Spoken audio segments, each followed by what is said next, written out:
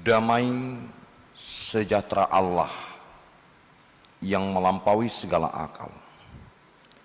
Itulah juga yang memelihara hati dan pikiran di dalam Kristus Yesus Tuhan kita. Amin. Shalom dan salam hari Minggu, Bapak Ibu.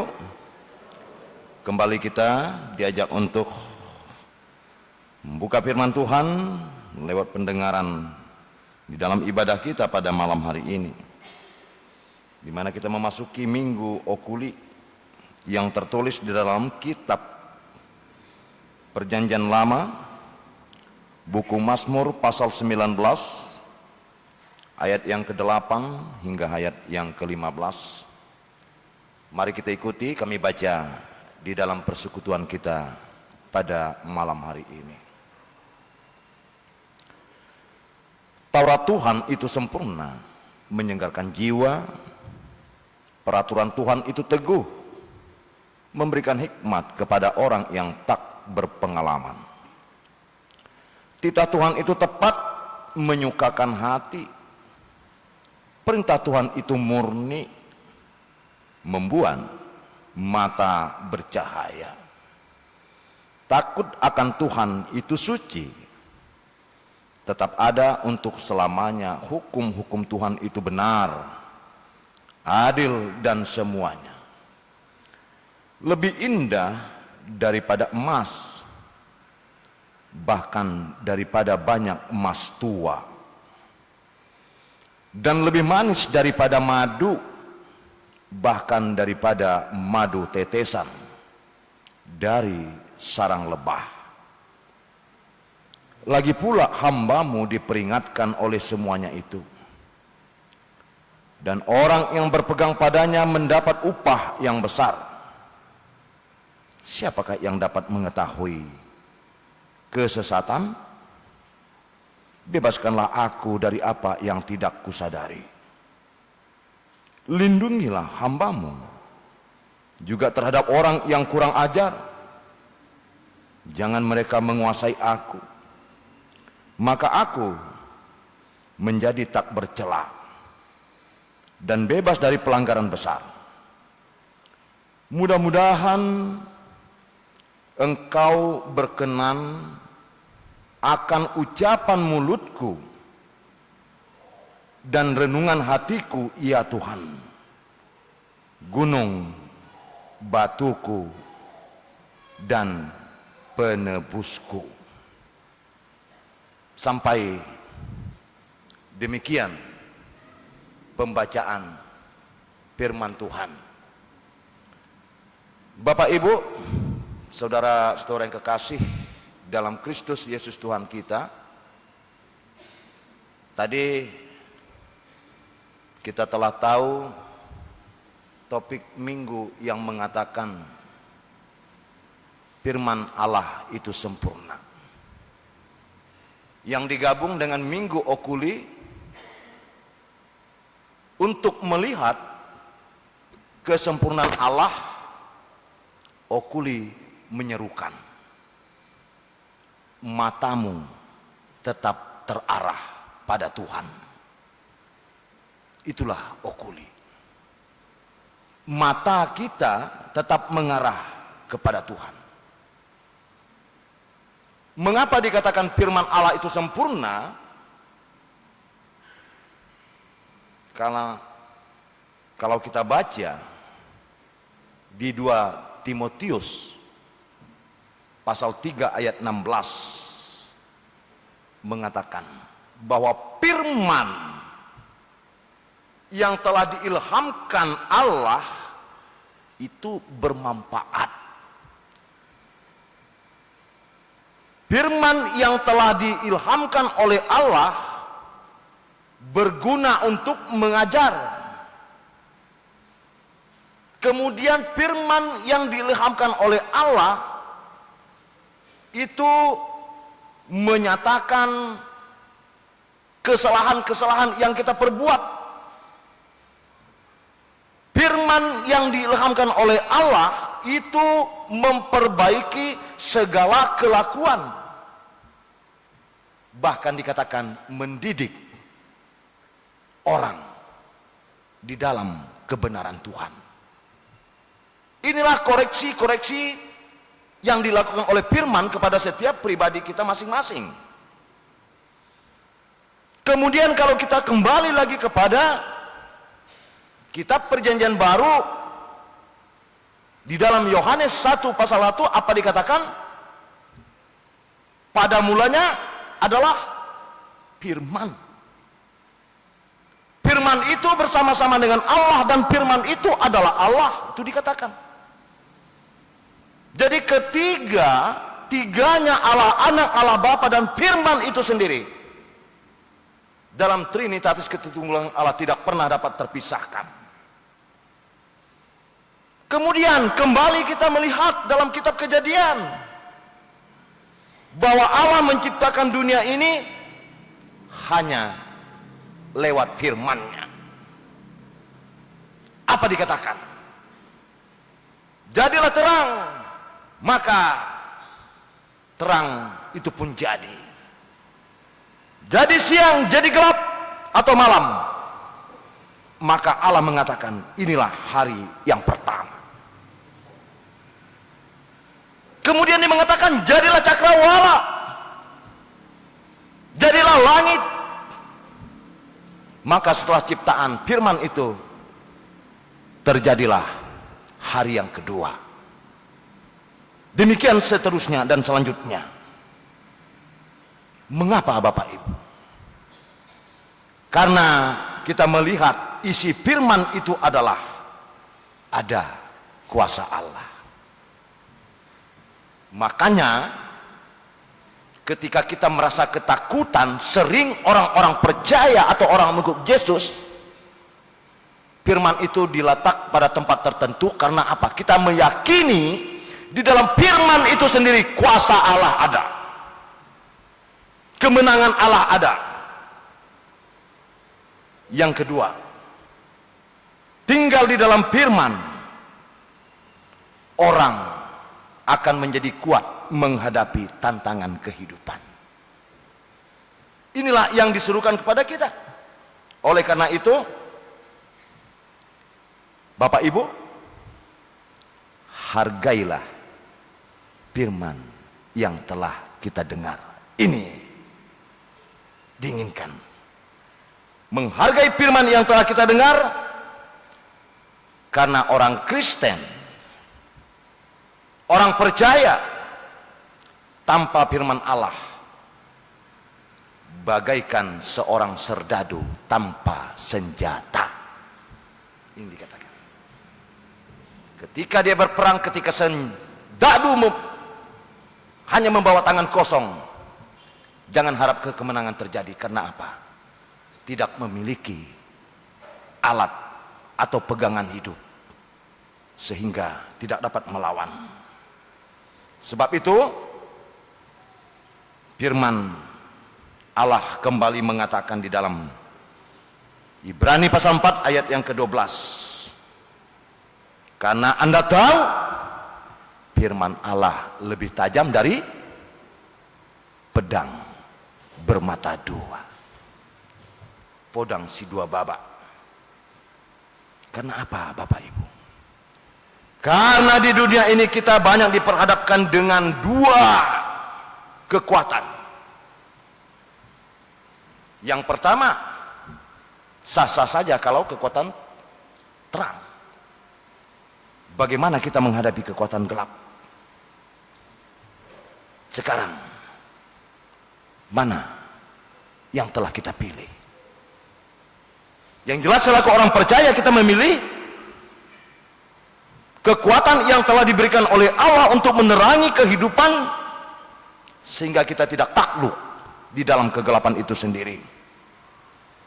Maka tema tadi mengatakan, atau topik khotbah kita pada saat ini, firman Tuhan itu adalah sempurna. Sampai dari zaman Septuaginta, bahkan sampai sekarang, firman itu tidak pernah berubah, tidak bisa ditambah dan tidak bisa dikurangi. Itulah bedanya firman dengan buku-buku yang pernah kita kenal hingga pada saat ini. Inilah yang menyatakan kesempurnaan firman Tuhan. Kalau dalam bahasa aslinya, bahasa Gorik atau bahasa Ibrani dikatakan tamin. Kalau dikatakan dengan tamin, itu berarti utuh. Yang utuh itu pasti mempunyai satu kesatuan. Yang utuh itu mempunyai satu tujuan. Yang utuh itu sering disebut orang dengan kokoh, kuat. Maka dalam setiap perjalanan kita, kehidupan yang kita alami, kita menginginkan tidak ada orang yang mengharapkan supaya hidupnya di dalam kegelapan. Bahkan kita masing-masing menginginkan kehidupan agar hidupku lebih baik. Pada hari ini aku akan menikmati lebih baik dari kemarin, dan besok lebih baik daripada hari ini. Itu keinginan-keinginan kita, agar semuanya bagaimana? Menjadi sempurna. Tapi apakah itu dapat kita lakukan? Apakah itu sudah perfect kita rasakan di dalam kehidupan kita? Disinilah umat Tuhan dituntun, diajak kembali untuk mengingat bagaimana kesempurnaan yang telah disediakan oleh Allah di dalam kehidupan orang percaya. Kami mengingat ada sebuah cerita tentang nasihat seorang tua kepada anaknya yang akan pergi merantau ke tempat jauh. Ketika anaknya mau berangkat pergi merantau, lalu orang tua daripada seorang pemuda ini menitipkan pesan, bahkan menasihatinya agar si anak atau pemuda tersebut dengan mengatakan pesan supaya diingat. Ketika anaknya pergi merantau, lalu orang tuanya itu mengatakan, hati-hati di jalan ya nak. Mungkin sama dengan kita. Kalau anak-anak kita pergi sekolah, kalau anak-anak kita pergi bekerja jauh daripada kita, tidak ada orang yang tua tidak menyampaikan supaya anaknya selamat, supaya anaknya berhasil. Yang jelas pertama, hati-hati. Ini yang kita inginkan, agar dia tetap ingat pesan yang kita sampaikan. Lalu orang tua ini mengatakan, saya tidak membekalimu, saya tidak dapat memenuhi keinginanmu dengan banyak uang supaya kamu berangkat. Saya tidak membekalimu dengan seonggok emas, tapi kamu harus mandiri. Ini pesannya.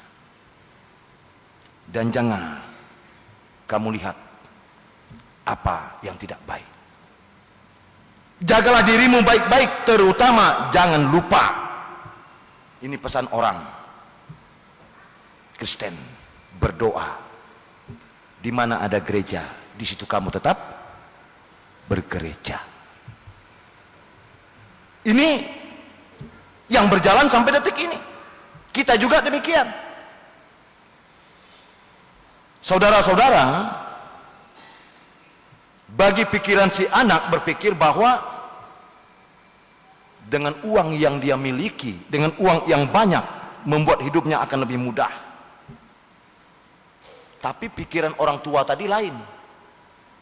Orang tua tadi berpikir, dengan diberi bekal seadanya, anak akan lebih kreatif.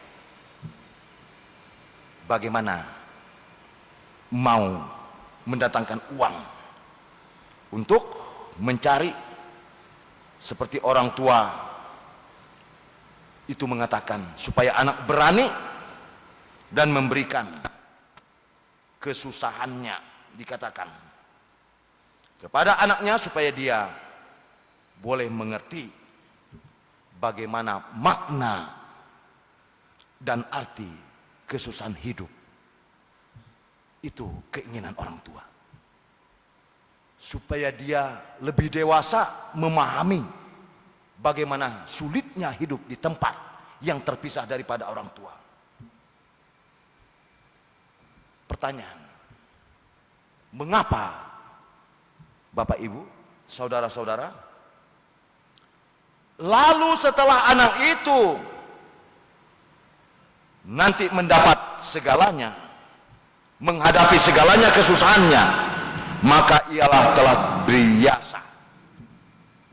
Ia mendapat kebiasaan dengan bijaksana. Begini rupanya kesusahan itu. Begini rupanya penderitaan itu. Sekarang bagaimana bagi si anak? Nasihat orang tua itu bisa dirasakan rupanya mutiara hidup. Mungkin kalau duit dikasih sebanyak-banyaknya bisa habis, tapi nasihat itu dianggapnya sebagai mutiara hidup. Bayangkan kalau kita bayangkan mutiara itu barang yang berharga. Lalu si anak akan sanggup mengatakan, kesusahan hidup memang harus saya alami. Dan dia mengatakan, arti sebuah rupanya supaya saya berada di tempat orang, saya harus memiliki sikap kerendahan hati untuk semakin bahwa tanpa bergantung kepada Tuhan, rupanya hidupku sia-sia. Inilah keberhasilan mutiara hidup tadi. Jadi kepada para pemuda-pemudi, anak-anak kami, jangan lupa abaikan setiap pesan orang tua, baik kita yang berangkat dari Bonapasogit ke kota Medan ini untuk mencari satu tujuan dari Medan ke luar pulau Sumatera ini. Itu adalah kita anggap enteng, tapi ketika kita mengingat mutiara hidup, rupanya lebih berguna daripada yang lain.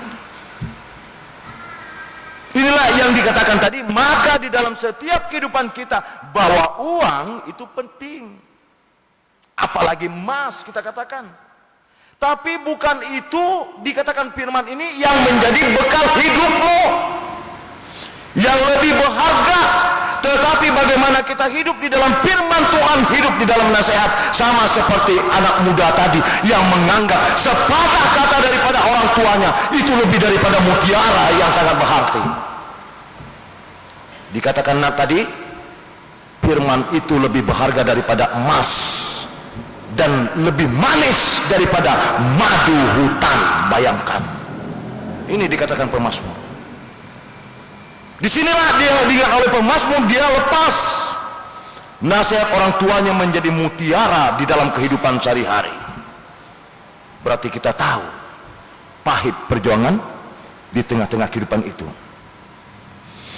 Jadi Bapak Ibu, di dalam firman Tuhan ini kita kembali diperdengarkan bahwa Taurat Tuhan itu adalah sempurna. Taurat itu adalah tepat. Taurat itu adalah suci. Tadi sudah kami sampaikan lebih berharga. Itu kalau kita lihat mulai ayat 8 sampai ayat yang ke-11. Ini dikatakan pemazmur Daud.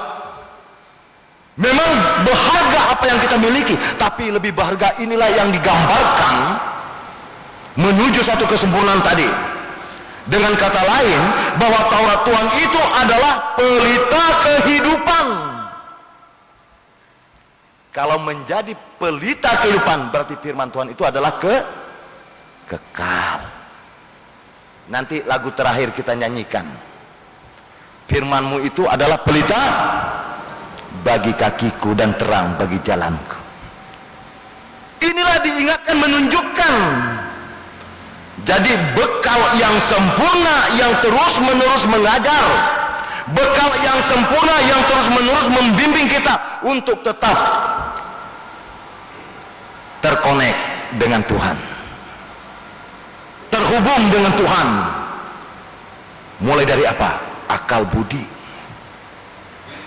Tadi dikatakan hati dan jiwaku, hati dan jiwaku. Kalau jiwa dikatakan nepes, ruah, itu bahasa aslinya. Ketika orang bernepes berarti dia hidup. Nepes itu napas. Ketika orang bernapas jiwanya ada. Maka ketika jiwa kita terhenti, napas kita kembali kepada Tuhan. Di ruah itulah yang menghidupkan kita, dalam arti akal budi, bahwa kehidupan kita itu dengan firman. Jiwa yang terhubung tadi akan bekerja di dalam kehidupan kita. Firman itu mengajak kita untuk melihat sudah sejauh manakah hatiku tersentuh dengan firman Allah itu sendiri. Sudah sejauh manakah telingaku mendengar firman itu sendiri. Dikatakan firman itu menyegarkan jiwaku. Orang yang segar ketika kita lelah dibawa mandi membersihkan badan supaya segar, artinya berbeda dengan kelelahan-kelelahan yang kita alami. Jiwaku menyegar berarti mengembalikan supaya pulih. Jiwa Daud yang terkekang, yang merasakan tulang-tulangnya kering, disegarkan kembali. Dia tahu Tuhan ada bersama-sama dengan dia. Jadi sinilah kita, Bapak Ibu, kalaupun jiwa kita tidak segar karena tantangan hidup yang kita alami, pergumulan yang kita hadapi, maka Tuhan akan membuat kita menjadi kuat, menjadi segar kembali, sehingga kita tidak pernah merasakan kehilangan akal segala-galanya, walaupun itu kita alami. Karena apa? Karena orang percaya ada bekal hidup, bekal persediaan oleh firman itu sendiri. Karena firman itu adalah Kristus dan firman itu adalah Allah. Inilah kemenangan orang percaya. Barang siapa yang berada dalam firman, barang siapa yang mendengar firman, barang siapa yang melakukan firman, maka Tuhan mengatakan engkaulah orang yang berbahagia. Ini Tuhan mengatakan, engkaulah dan kitalah orang yang berbahagia, orang yang bijaksana dan dapat dikatakan bahwa kita menurut kehendak Allah. Karena itulah yang diinginkan oleh Allah, walaupun kehendak kita terkadang tidak sesuai dengan apa yang kita harapkan, tapi kehendak Allah itu sempurna adanya. Inilah yang mau kita syukuri di tengah-tengah kehidupan kita, bahwa orang percaya tadi tetap mempunyai pengharapan walaupun tidak seindah apa yang dia nikmati atau dapatkan di dalam kehidupannya. Sidang jemaat Bapak Ibu terkasih, firman Tuhan itu juga adalah tadi dikatakan menyukakan hati. Dalam Amsal 17 ayat 22 apa dikatakan? Hati yang gembira adalah obat yang manjur. Ya, obat yang manjur. Tetapi semangat yang patah atau terkulai itu mengeringkan tulang. Itulah yang dialami oleh Daud. Semakin dia menyembunyikan kehidupan di hadapan Allah, semakin kering tulang-tulangnya, holi-holinya. Kita tahu kalau sesuatu gersang dan kering, ini kurang subur. Tapi dia tahu dia harus bergembira walaupun banyak pergumulan. Dia harus bersuka cita supaya semangat hidupnya tidak patah. Oh, Tuhan rupanya ada. Tuhan rupanya melihat. Karena dalam perjalanan hidup kita memang masing-masing kita menghadapi persoalan-persoalan, menghadapi pergumulan-pergumulan itu. Tapi firman itu tetap memberi sukacita, firman itu tetap memberikan kebahagiaan. Disinilah tadi dikatakan oleh Nat ini terpancar kehidupan, ya, terpancar kehidupan. Karena itu jagalah hatimu dalam segala kewaspadaan, karena dari situ banyak orang yang mau mencuri hati. Maka dikatakan hati-hatilah dengan hati, supaya kamu hati-hati, supaya kita berhati-hati. Disinilah kewaspadaan tadi. Firman itu dasar kekuatan pertahanan. Ini salah satu. Ketika orang Kristen membawa firman, kita mempunyai senjata yang kuat. Itu orang yang mempunyai senjata pertahanan, dikatakan tadi dalam nat ini, membuat mata semakin bercahaya. Ini dikatakan ayat berikut, cahaya hidup bagai hati kita berada di tengah-tengah kehidupan kita. Karena apa tadi? Semuanya itu rupanya lebih indah daripada emas dan madu, lebih manis daripada madu. Itu firman yang telah dipercayakan setiap kita masing-masing. Karena itu Bapak Ibu, Minggu Okuli ini berpesan kepada kita, arahkanlah pandanganmu setiap saat kepada Tuhan. Tatap secara perspektif, mengarahkan pandangan kepada Tuhan berarti kita mendahulukan Tuhan di dalam segala kehidupan kita. Walaupun itu mungkin banyak kegagalan, pencapaian kita harapkan tidak berkesudahan, tidak terrealisasi, tapi ketika firman itu ada, kita tidak pernah menjadi orang yang putus asa. Pasti ada jalan Tuhan yang terbaik buat kita. Amin. Ini yang harus kita aminkan. Jangan putus di tengah jalan. Ketika kita mau dituntun oleh firman Tuhan, ketika kita mau berpegang kepada firman Tuhan, maka dalam firman tadi dikatakan bahwa kita mendapat upah yang besar. Itu lagu sekolah minggu. Tadi dikatakan ketika kita mau berpegang, ketika kita mau menuntun, ada upah rupanya. Enggak segitu saja, upah besar. Upah tersebut bukan hanya harta di dunia yang kita miliki yang menghina, bukan saja kekayaan yang telah diberikan oleh Tuhan, tapi upah yang besar itu dikatakan mau diberikan oleh Tuhan, itulah hidup kekal. Oleh karena itu Bapak Ibu, bekalilah hidup kita dengan firman setiap saat, karena dialah pelita bagi kakiku, untuk menyinari, untuk menerangi. Dan jalan yang kita lewati itu, semoga jalan Tuhan menunjukkan. Itulah Mazmur 119 ayat 105 dengan nyanyian yang kita nyanyikan setelah khotbah ini. Karena itu kami mengajak sekali lagi, jadikanlah itu firman yang telah kita kenal, yang telah kita dengar, supaya dapat kita lakukan menjadi dasar hidup kemanapun, dimanapun kita berada. Dan itulah yang boleh menyempurnakan kehidupan kita. Walaupun banyak tantangan, rintangan, pergumulan kehidupan yang kita alami, tetapi Tuhan sudah bersama-sama dengan kita.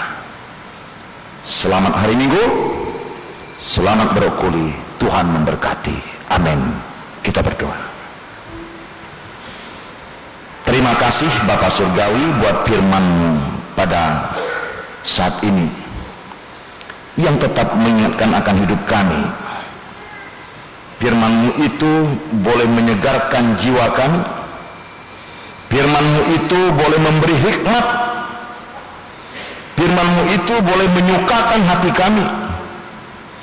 Firman-Mu itu boleh membuat mata kami bercahaya.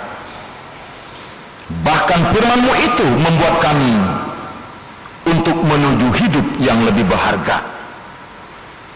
Ketika semuanya itu kami miliki, biarlah Roh Tuhan menuntun kami dalam setiap dimanapun kami berada, dimanapun kami bekerja, dimanapun kami menuntut ilmu. Tuhan ada di tengah-tengah kami. Roh Kudus sebagai guru yang mengajari sehingga kami tetap terhubung dengan Engkau Tuhan.